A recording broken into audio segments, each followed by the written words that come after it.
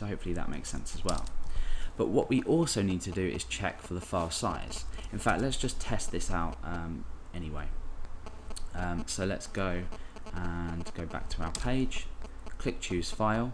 I'm going to choose this coconut.png, click upload. Nothing's happened. The reason nothing's happened is because in fact we need to print our errors here.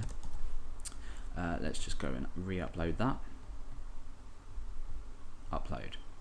Okay, so we've printed out the errors array, and so far it contains nothing, because what we haven't done is we haven't uploaded a file that doesn't adhere to our extension list.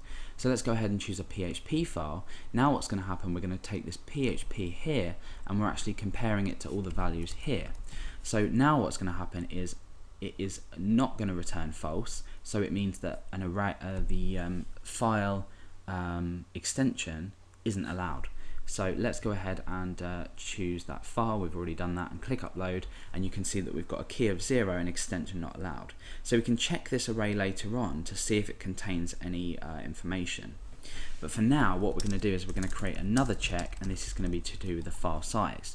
So this is pretty simple. We've already grabbed the file size from our file. So what we can do is we can say if file_size is greater than, and we need that byte representation of a megabyte, or that the bytes in a megabyte. So I'm just copying this from Google and I'm pasting it into here, making sure I remove all the white space. So if the file size is greater than 2 megabytes, then we need to say errors. Again, we're appending another element onto our array, and we're just going to say file size must be under 2 megabytes. In actual fact, it could equal exactly 2 megabytes, but I'm just going to leave that for now. Okay. So now what we can do is go ahead and test this again. Let's just get rid of Google. We have chosen chose file.php before, which returned extension not allowed.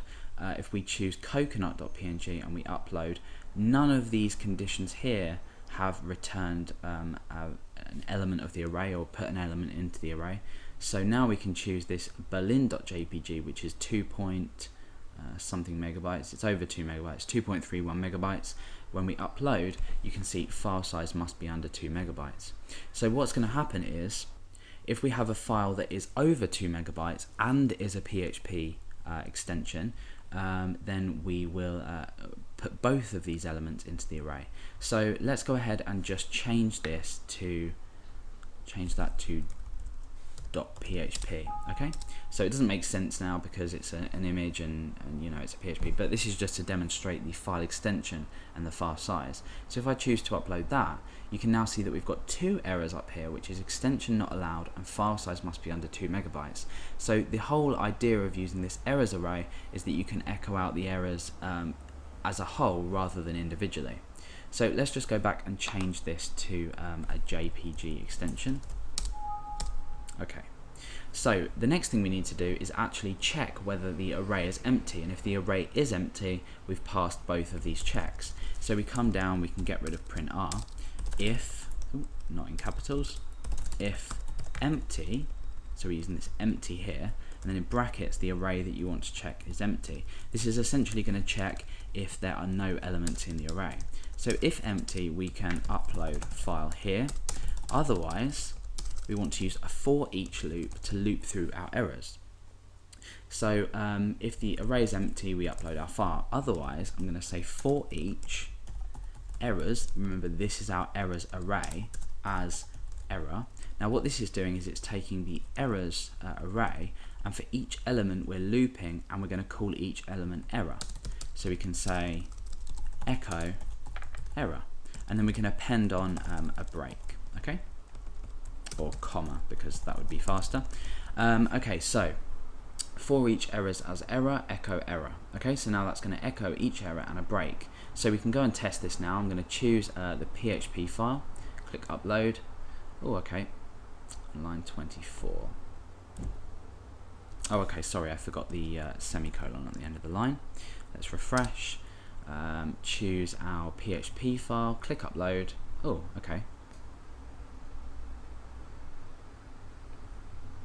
Oh, okay, you can see that I've said if empty error, and it should be errors because that's the name of our array. So let's go and test this out. Let's choose file.php, click upload, extension not allowed. We can then go and choose berlin.jpg, which is over 2 megabytes, click upload, and it says file size must be under 2 megabytes. So if we were to again change this berlin.jpg to berlin.php, that's again a PHP extension and over 2 megabytes. So when we choose that, we have both the errors returned. So it's a lot easier way of doing things, and it's great practice to get into, especially when you're doing something like file uploading and you need to give exact information so the user can choose another file. Okay, so let's go ahead and rename that back to JPG. Okay, so as I mentioned earlier, we have a folder called images, which is a subdirectory in our main directory, and this is where the images are going to be uploaded to. So at the moment we've got no images or anything in here.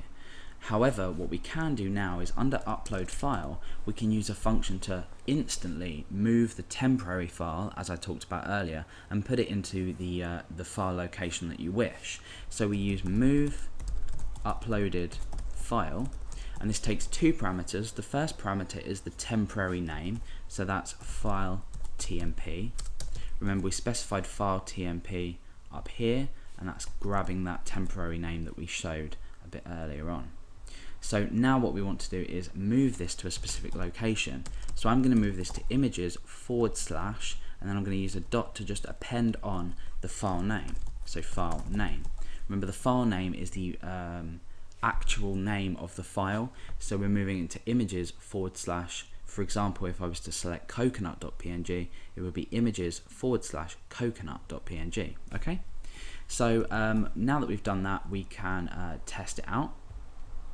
Let's go back to our page, click choose file. So I'm going to choose coconut.png, click upload. Nothing's happened because we haven't given an error message or a confirmation message out. However, if we go ahead and open up our images directory, you can see that coconut.png has been uploaded. Okay, so there's a couple more things that we want to do just to make this look a bit nicer and a lot easier for our users to understand what's going on. I'm going to put this move uploaded file into an if statement. Okay, so what I'm doing here is I'm just putting this whole line that we've just written into an if statement, and all this is going to do is it's going to check if this function performed correctly, and if it did, we've created a starting curly bracket and an ending curly bracket, and inside the block file uploaded. Okay, so now we can go back and we can choose another file. Let's choose file.php for demonstration, extension not allowed, this one, upload, file must be under 2 megabytes, and coconut.png, upload. The file is successfully uploaded, and as I showed earlier, it's inside our images directory as we specified. Okay, so that's how to upload images in PHP with a nice little error system, so we're displaying our errors to the user, and also the more important factor is the security.